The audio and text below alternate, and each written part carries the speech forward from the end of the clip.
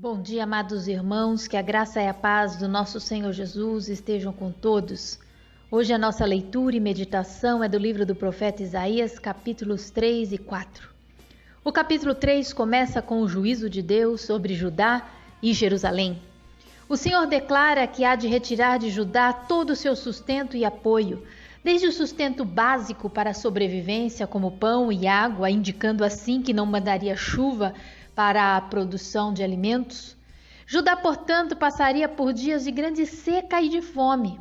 Também os líderes responsáveis pela ordem política e econômica, bem como os responsáveis pela segurança da nação e até mesmo os responsáveis pela condução da vida espiritual do povo seriam retirados. Ou seja, o Senhor promete retirar os mais capacitados em manter o sustento, a lei, a ordem e a paz da nação. A terra ficaria sem liderança e recursos. Versículos 1 ao 3. Vejam, o soberano, o Senhor dos exércitos, logo irá retirar de Jerusalém e de Judá todo o seu sustento, tanto o suprimento de comida como o suprimento de água, e também o herói e o guerreiro, o juiz e o profeta, o adivinho e a autoridade, o capitão e o nobre, o conselheiro, o conhecedor de magia e o perito em maldições. Essa palavra foi sendo cumprida gradualmente quando Judá foi invadida pelos babilônios. 2 Reis, capítulo 24, dos versos 15 ao 16. Nabucodonosor levou prisioneiro Joaquim para a Babilônia. Também levou de Jerusalém para a Babilônia a mãe do rei, as mulheres do rei e os oficiais do rei e os líderes do país. O rei da Babilônia também deportou para a Babilônia toda a força de 7.000 homens de combate, homens fortes e preparados para a guerra, e 1.000 artífices e artesãos. O Senhor prometeu também que em lugar de gente capacitada, colocaria jovens e crianças para governar sem nenhum tipo de experiência. Essa palavra se cumpriu literalmente. Quando estudamos o livro de Reis, vemos a sucessão de reis jovens subindo ao poder após a morte do rei Ezequias. Manassés começou a reinar com 12 anos, Amon com 22, Josias com 8, Jeoacás com 23, Jeoaquim com 25, Joaquim com 18 e Zedequias, que foi o último rei de Judá, com 21 anos. Com a exceção do bom rei Josias, os demais reis, pela sua total imprudência e incapacidade política, levaram Judá e Jerusalém à mais completa destruição. Você pode conferir esses fatos em 2 Reis, do capítulo 21 até o capítulo 24. A ruína e a pobreza seriam tão grandes que homem algum ficaria honrado em governá-la. Todos se excusariam utilizando a pobreza como desculpa. Versículo de número 7. Mas naquele dia ele exclamará: não tenho remédios, não há comida nem roupa em minha casa, não me nomeiem governante do povo. Deus havia determinado, portanto, a ruína de Judá, que todavia aconteceu cerca de 150 anos mais tarde pelas mãos dos babilônicos. E tudo isso por quê? Por causa do pecado. Deus, no verso 9, compara o pecado de Judá aos de Sodoma, que fora destruída por causa das suas abominações. O que eles não entendiam é que estavam fazendo mal para si mesmo. O pecado, ele destrói a nós mesmos. Deus continuará sendo Deus independente das nossas ações. Deus deixa claro que os opressores de seu povo seriam crianças, governadores incompetentes, corruptos, guiados por suas mulheres manhosas. Mas o Senhor garante que todos os opressores, ainda que ficassem impunes diante do governo humano, não ficariam diante dele. O juízo viria com toda certeza. Dos versos 14 ao 26, Deus falará do julgamento das filhas de Sião. As mulheres de Judá se entregaram à vaidade e à altivez.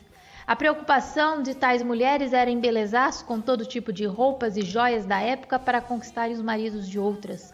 Elas se esqueceram das suas tarefas e até mesmo da lei de Deus. Por isso o Senhor diz que no dia do juízo de Deus seriam punidas.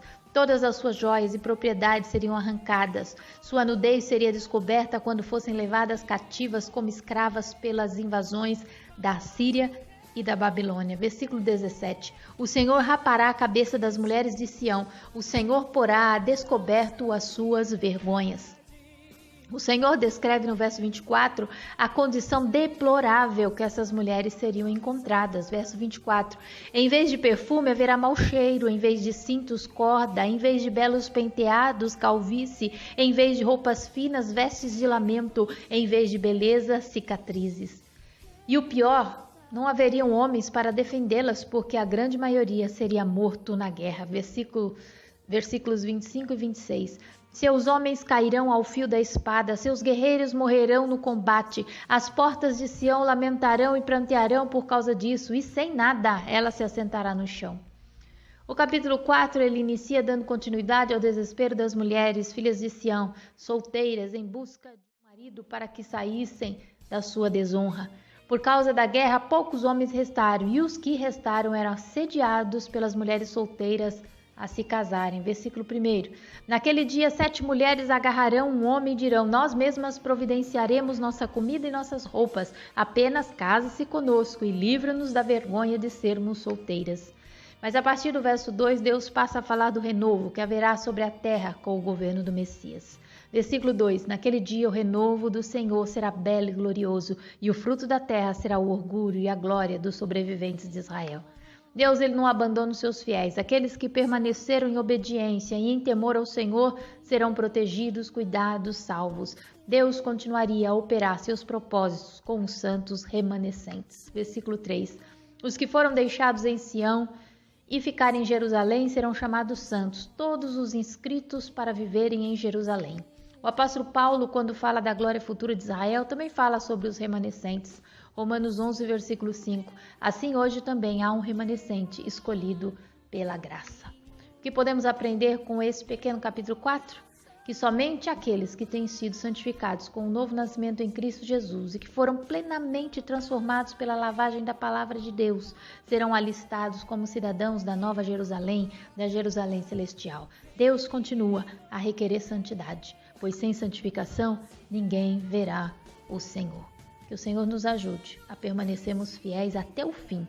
Que Jesus te abençoe e até amanhã, se Deus quiser, com os capítulos 5 e 6 do livro do profeta Isaías.